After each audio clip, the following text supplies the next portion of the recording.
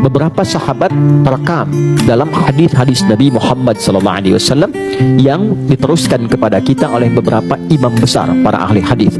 Di antaranya ada yang berkonsultasi tentang, ya Rasulullah, wahai Rasulullah SAW, ibuku telah meninggalkan aku, boleh nggak aku berpuasa untuknya? Kata Nabi, boleh, lakukan. Sisi lain, ya Rasulullah, wahai Rasulullah, ibuku telah meninggalkan aku, apakah boleh aku berhaji atas namanya? Kata Nabi, boleh, lakukan. Sisi lain, ya Rasulullah, ibuku telah meninggalkan aku, bolehkah aku bersedekah atas namanya? Kata Nabi, boleh, lakukan. Sisi lain, ya Rasulullah, ibuku telah meninggalkan aku, bolehkah aku berkorban atas namanya? Boleh. Jadi ternyata semua alternatif itu kembali pada kemampuan kita untuk memuliakan, dan pintunya sangat beragam. Apa yang Allah titipkan kepada kita, bismillah, harta benda misalnya, boleh. Pintunya banyak. Ada pintu sedekah, ada pintu infak. Anda bisa cari yang sekiranya jariah sifatnya misalnya. Kalau ada momennya khusus seperti korban, boleh Anda korban satu atas namakan ibunda atau ayahanda yang telah wafat. Kalau tidak ada momennya, silahkan misalnya, banyak sekali jariah di masjid, ya. Itu ada rumah Quran musawarah, itu ada santi-santi, Anda yang support mushafnya, ya. Satu hurufnya 10. Anda niatkan orang tua, berapa banyak santi menghafal di situ, ya kan? Itu bisa dibayangkan nggak, begitu selesai khatam Qurannya, itu melekat mushaf pada dirinya. Mushafnya masih ada, dipakai lagi angkatan berikutnya. Modalnya kan nggak banyak, gitu kan? Tapi pahalanya mengalir. Lihat pahala itu bukan sekarang, lihat pahala itu nanti saat kita berpulang akan tampak keadaannya. Jadi babnya itu, kalau dititipkan ilmu, maka dengan ilmu berbaginya, ya. Karena apa? Hati-hati, karena apa? Apapun yang kita niatkan pada nilai kebaikan, itu yang dihisab. Karena itu kitab-kitab hadis pada umumnya, kalau sifatnya jami, pembahasan komprehensif, itu dibuka dengan hadis niat. Dari Umar bin Khattab radhiyallahu taala anhu, ya, dari Nabi SAW, beliau bersabda, innamal a'malu binniyat. Semua perbuatan itu dihisab berdasarkan apa, ya? Niatnya. Karena itu kalau ada ilmu, alhamdulillah kita mengajar, boleh dari pengajaran itu niatkan, dipraktekkan, mudah-mudahan pahalanya dialirkan untuk orang tua. Karena nggak mungkin kita bisa mengajar kalau orang tua nggak didik dulu, kan, dari awalnya, ya. Dan yang terakhir, kalaupun nggak ada harta, belum cukup untuk itu, ilmu belum mencukupi, minimal doa. Nah, kalau doa ingin cepat dikabulkan dan sampai nilainya pada orang tua, perbaiki diri kita jadi soleh dulu, ya. Tingkatkan sholat, baca Quran yang enak. Setelah kita merasakan perubahan, soleh itu tidak bisa dilukiskan dengan keadaan atau kata-kata, tapi bisa dirasakan. Dan kita bisa mengetahui transformasi diri kita yang sebelumnya salah menjadi soleh, itu bisa terlihat.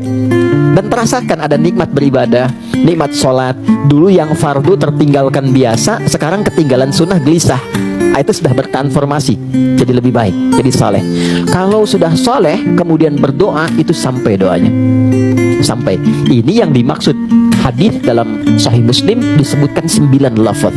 Idza matal abdu atau idza matal insanu inqata'a sa'iru amali illa min thalathatin. Jika seorang hamba telah meninggal dunia, maka terputus semua peluang-peluang kebaikan yang melahirkan pahala itu, kecuali lewat 3 jalur yang masih berlangsung pahalanya. 3 jalur ini, walaupun orangnya telah meninggal. 1, sedekatin jariyah, sedekah yang mengalir pahalanya. Sebelum meninggal pernah wakaf karpet masjid, kan, atau mushaf atau yang lain misalnya, kan. Ada macam-macam yang digunakan sifatnya. Itu meninggal orangnya, karpetnya masih dipakai, pahalanya ngalir, ya, pahalanya mengalir. Kemudian ilmin yuntafa'u bihi, ilmu yang bermanfaat. Maaf ya, ini yang dasar sekali.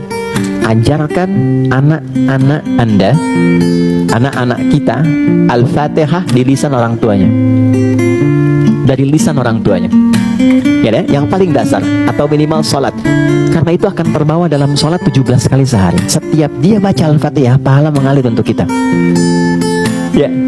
Ajarkan Al-Fatihah dari lisan orang tuanya.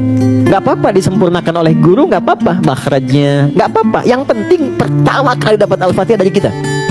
Begitu diajarkan, anak itu sholat, seumur hidup dia sholat, pahala mengalir untuk orang tua.